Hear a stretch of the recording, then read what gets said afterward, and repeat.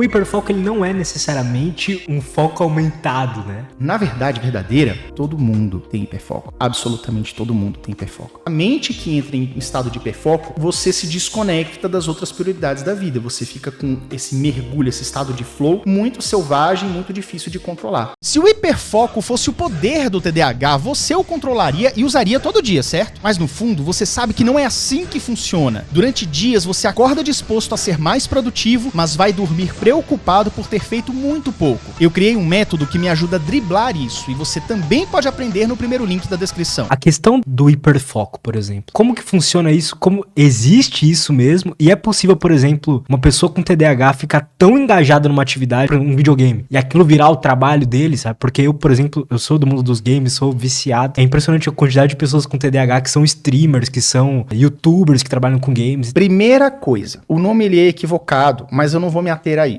As pessoas chamam de hiperfoco, mas se você pegar o conceito mesmo, hiperfoco, uma característica mais voltada às pessoas que têm o TEA, que é o transtorno do espectro autista. Em qual sentido? Por exemplo, se você conhece alguma criança TEA, geralmente você percebe que eles têm um hiperfoco em alguma coisa ou atividade. Por exemplo, eu conheço várias criancinhas TEA que são hiperfocadas em dinossauro. Total. Tem todos os bonequinhos, sabe o nome do tiranossauro, do Eu que conheço todo. uma também. Tu conhece? É muito Então, engraçado. Não, e sabe ele todos. só fala disso. Ele é verdade. hiperfocado nisso. Tipo assim, ele acorda, almoça, janta, dorme, e ainda lê uma historinha de dinossauro antes de dormir. Isso é hiperfoco. Esse negócio do TDAH, do tipo assim, eu mergulhei numa tarefa e fiquei 20 horas fazendo aquilo ali. O nome correto seria perseverança. Quem fala isso é o Dr. Russell Barkley. É um psiquiatra norte-americano, é um dos maiores livros best-sellers mundiais sobre TDAH. É uma grande referência mundial. Então o hiperfoco ele não é necessariamente um foco aumentado, né? É uma percepção. É você entrar e não sair. Aí que tá. Vamos chamar isso daí de hiperfoco, pra você de casa entender o que é. Então vamos lá.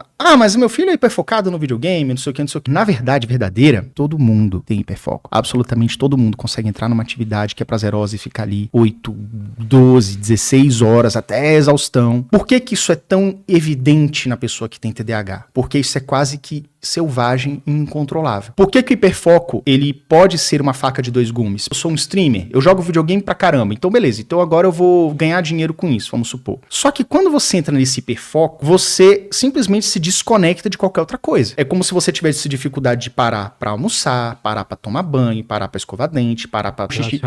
Relacionamentos, treino, sono, as outras atividades, uma alimentação correta, etc. O hiperfoco, usando esse nome, ele acarreta, além desse problema de você simplesmente mergulhar naquilo e não saber a hora de parar, o que vai gerar prejuízos, porque, beleza, seria legal que você ficasse ali focado numa atividade 2, 3 horas, mas você dá uma pausa porque você tem outras coisas pra fazer. Acontece que quando você mergulha nesse chamado hiperfoco, você fica, sei lá, 8 horas fazendo aquilo ou mais, e você perde prazos e perde outras coisas importantes. E não apenas coisas do tipo comer, dormir, ou fazer uma outra atividade que estava planejada na sua agenda, mas principalmente em crianças, você deve reconhecer esses sinais. Isso pode causar a chamada encoprese e enurese. É uma característica muito comum em crianças que têm TDAH. Inclusive, eu tive. O que é isso? Eu ficava tão fissurado no videogame que eu esquecia de ir no banheiro fazer cocô e borrava as calças. Ou fazia xixi nas calças. Ficava tão apertado que ia soltando um pouquinho assim e molhando a cueca. Muita gente vai perceber. Encoprese e enurese acontecem em crianças. O meu acabou lá pros 8, 9 anos. Eu nunca mais tive. Mas eu tive dos 6, 7, foi durante uns 2 anos. Ficava borrado porque eu segurava tanto que acabava manchando ali a cueca, entendeu? Porque só depois é que eu ia no banheiro quando eu lembrava. Então, isso é comum, porque essa mente que entra em estado de hiperfoco, seja fazendo uma atividade do tipo, vou escrever um roteiro aqui pra quem gosta de escrever, ou jogando videogame, você se desconecta das outras prioridades da vida. Você fica com um estado de flow muito selvagem, muito difícil de controlar, que gera vários prejuízos e também a encoprese e enurese em crianças pequenas pode acontecer, que também tem cura, tá? Se o seu filho tá apresentando isso, tem tratamento com a psicóloga e tudo, às vezes até um medicamento que o médico pode prescrever, mas em geral, com a maturidade, a criança ela vai perder esses negócios. É que as pessoas neurotípicas romantizam, eu acho, um pouco essa questão do hiperfoco, né? De tipo, de ver isso como algo bom, uma vantagem.